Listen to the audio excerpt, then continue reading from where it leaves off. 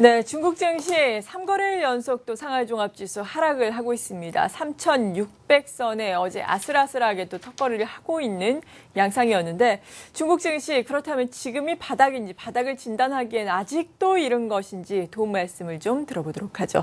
한국예탁결제원의 안유화 개건연구원 전화로 오늘은 연결을 했습니다. 안녕하세요. 네, 안녕하세요. 네, 먼저 어제 증시의 하락의 원인에 대해서 평가를 해주시죠. 네, 어제 지금 중간에 3,600포인트까지도 떨어져 있었는데요.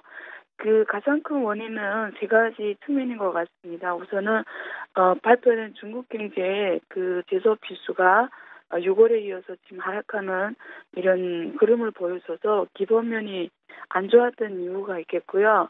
두 번째는 미국에서 좀 더 명확하게 미국 금리 인상에 대한 기조를 보여주면서 세계 경제에 대한 우려가 있었던 것 같습니다.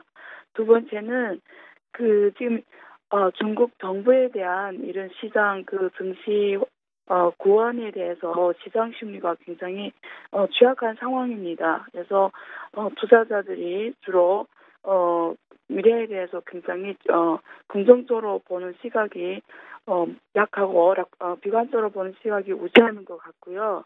이에 따라서 들어왔던 외국 자금들도 지금 많이 빠져나가는 상황입니다. 전체적으로 수요층이 굉장히 취약한 상황입니다. 따라서 지수가 지금 3,623포인트 정도인데요. 앞으로도 지속적으로 좀 더 떨어질 것으로 예상이 됩니다. 네, 말씀해 주신 부분에 대해서 하나하나 또 자세하게 짚어봐야 할 텐데 먼저 가장 처음 짚어주신 원인 어제 발표된 경제지표의 부진이었습니다. 7월 차이신 제조업 PMI 2년 내 지금 최저치 수준으로 나왔었는데 그렇다면 하반기 중국 경기의 연착륙에 대해서 우려감을 키울 수 있는 부분 아니겠습니까? 하반기 중국 경기는 전반적으로 어떻게 봐야 될까요? 지금 발표된 PMI 지수가 지금 통계치가 기간별로 좀 다른데요. 지금 40.8 하는 것도 있고, 그리고 중국도 발표한 건 50인데요.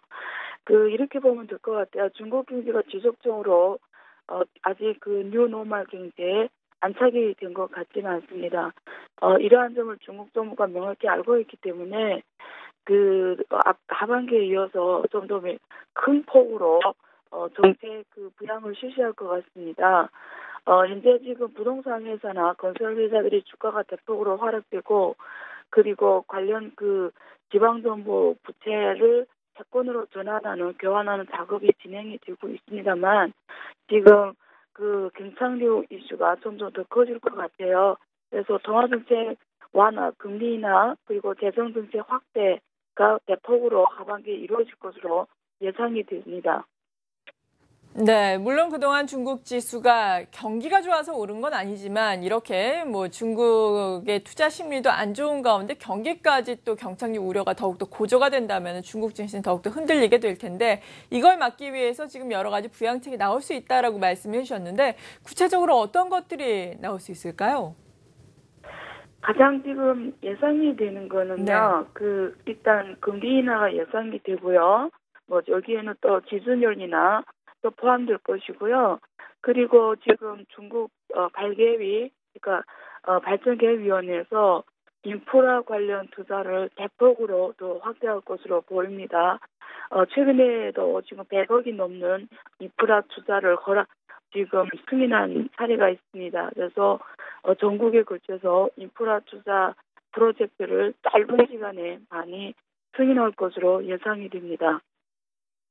네, 그리고 앞서서 중국의 무엇보다도 투자자들의 투자 심리가 좋지 않은 것도 상당한 악영향을 주고 있다라고 말씀해 주셨는데 지금 중국 현지에 출장 가 계시다고 들었거든요. 현지에서 만난 네. 금융인들이라든지 투자자들은 지금 네. 분위기가 어떻던가요?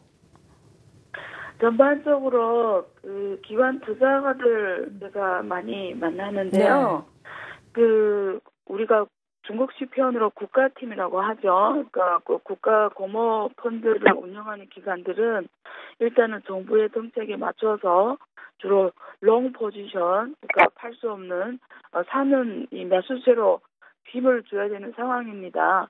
그래서 지금 이번에 중국 당국도 최근에 발표했죠. 2,000억 위안이 넘는 그 자금을 빠른 시간에 이번 달부터 바로 시장에 투입하는 지금 발표를 했습니다. 그래서 주로 5대 공모펀드에 추가적으로 유동성을 유입하는 정책을 취할 것으로 지금 이번 달부터 본격적으로 진행할 것으로 보입니다. 전반적으로 그리고 또 매도를 취하는 그 기관들에 대해서는 CSRC가 증감위에서 지금 감시 감독을 강화하는 추세입니다. 네. 네, 중국 정책 당국에서 이렇게 중국을 부양하기 위해서 기관들까지 압박하고 있는 상황이니까 증시가 제발 안정되기를 바라보겠습니다. 우리나라에 있는 개인 투자자로서는 중국 증시 어떻게 대응을 해야 될까요? 그 두 가지를 말씀드리고 싶은데요. 네. 첫째는 이런 그 폭락 장세에도 사실 수익이 발생하는 기업들이 있습니다. 대표적으로 그 상해 기타 그룹인데요. 이 지금 한 달 넘는 시간에 30분 넘게 떨어져 있지만 이 회사의 주식은 사실 거의 안정적인 장세를 연출하고 있거든요. 가장 중요한 원인은 두 가지입니다. 이 회사는 수년간 계속 고액 배당을 실시해 왔고요. 그리고 이런 알리바바 같은 그룹들과 같이 새로운 사업 분야를 개척하고 있습니다. 예를 들면 인터넷 자동차 분야라든지. 따라서 개인 투자자 입장들에서는 기업에 대한 철저한 분석을 앞세워서 그 투자를 하는 자세가 필요할 것 같아요. 특히 여기 구조조정 지금 많은 기업들이 구조조정 단계에 들어왔기 때문에 이런 좋은 주식들이 오히려 싸게 살 수 있는 기회거든요.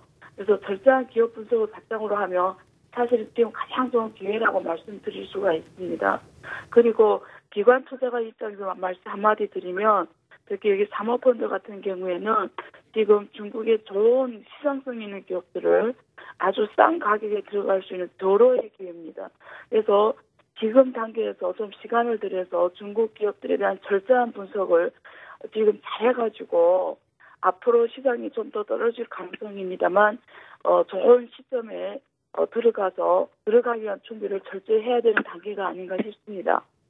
네, 지수 같은 경우에는 추가 하락을 할 수는 있겠지만 좋은 기업을 싸게 살 수 있는 우리가 흔히 말하는 체리피킹의 기회가 될 수 있다고 하니까 좋은 기업들 앞으로 또 많은 소개 바랍니다. 중국 현지에 나가 있는 한국예탁결제원의 안유화 객원연구원 오늘은 전화로 연결을 해봤습니다. 감사합니다.